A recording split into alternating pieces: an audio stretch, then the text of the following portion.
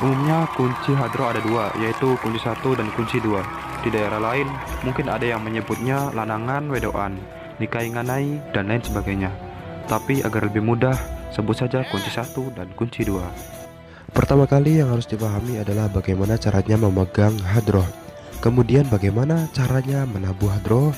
Lalu yang terakhir adalah mengetahui rumus hadroh. Tapi pada video ini kami lebih memfokuskan pada rumus hadroh. Singkatnya, cara memegang hadroh adalah seperti ini. Posisi jempol tangan kiri di bawah pembatas lingkaran, sementara 4 jari sisanya menempel pada bagian kulit hadroh. Kemudian cara menabuhnya adalah seperti ini. Jari tangan kiri menempel pada bagian kulit hadroh, lalu jari tangan kanannya renggang dan sentak pada tepi hadroh.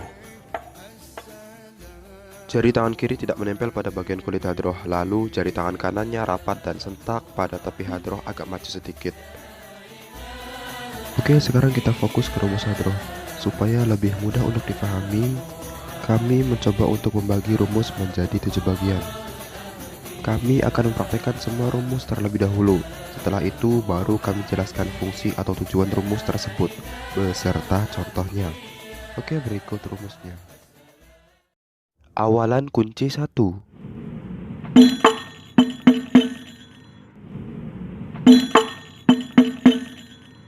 Awalan kunci 2.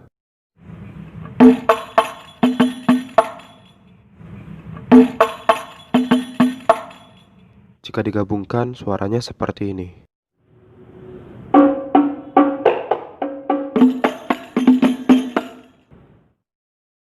Dasaran kunci 1.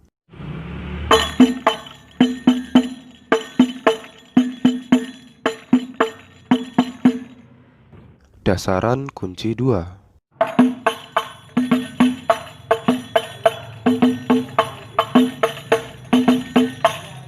Jika digabungkan, suaranya seperti ini.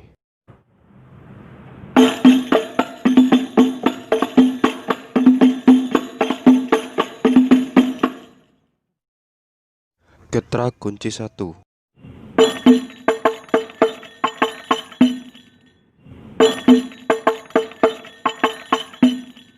Getrak kunci 2.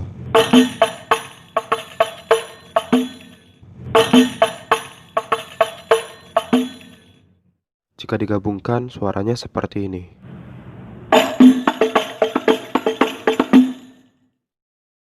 Naik kunci 1.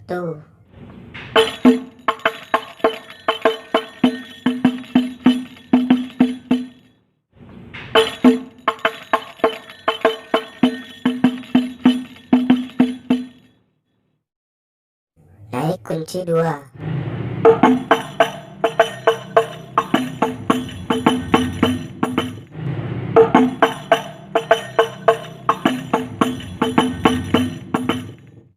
Jika digabungkan, suaranya seperti ini.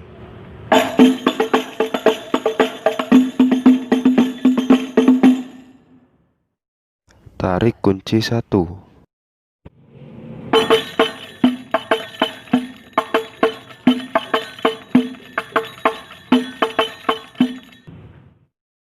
Tarik kunci 2.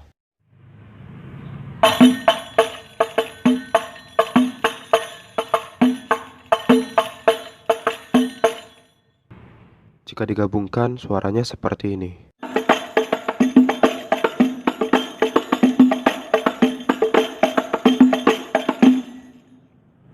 Jeda kunci 1.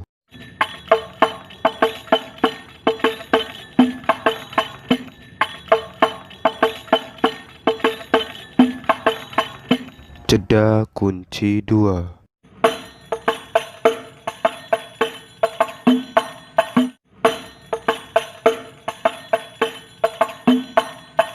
Jika digabungkan, suaranya seperti ini. Turun kunci 1.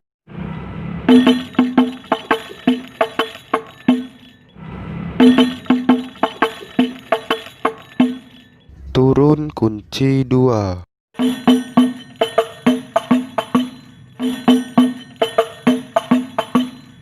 Jika digabungkan, suaranya seperti ini.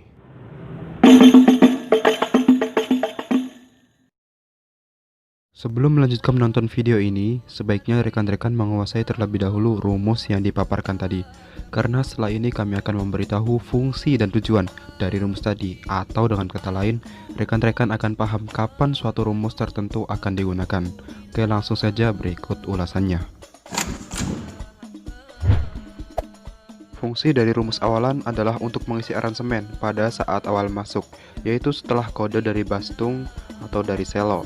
Dan rumus ini hanya dipakai satu kali saja pada satu lagu. Fungsi dari rumus dasaran adalah untuk mengisi aransemen pada saat awal, yaitu setelah rumus awalan. Rumus ini dipakai berulang-ulang setelah rumus awalan hingga ke kur, atau dari ref hingga ke kur.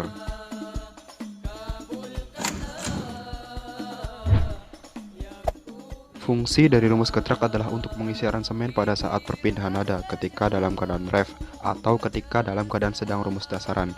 Rumus ini dipakai hanya satu kali saat ref jika perpindahan nadanya hanya satu kali, atau bisa juga dua kali dan seterusnya. Rumus getrak bisa disebut juga dengan nama rumus setengah naik.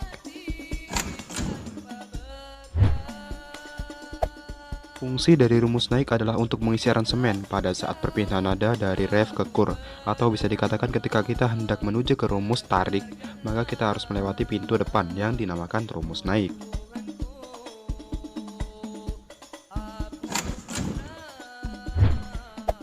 Fungsi dari rumus tarik adalah untuk mengisi aransemen pada saat kur berlangsung.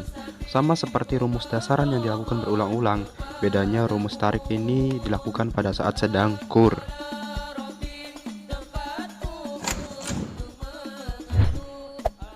Mirip dengan rumus getrak, fungsi dari rumus seda adalah untuk mengisi aransemen pada saat perpindahan nada ketika dalam keadaan sedang kur, atau saat rumus tarik sedang berlangsung.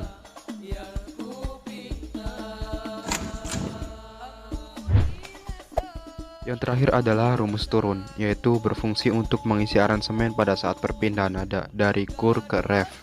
Bisa dikatakan ini adalah pintu belakang, jadi ketika ingin ke ref lagi, harus melewati rumus ini dulu. Rumus ini disebut juga sebagai penutup, karena saat lagu atau sholawat berakhir ditutup dengan rumus ini.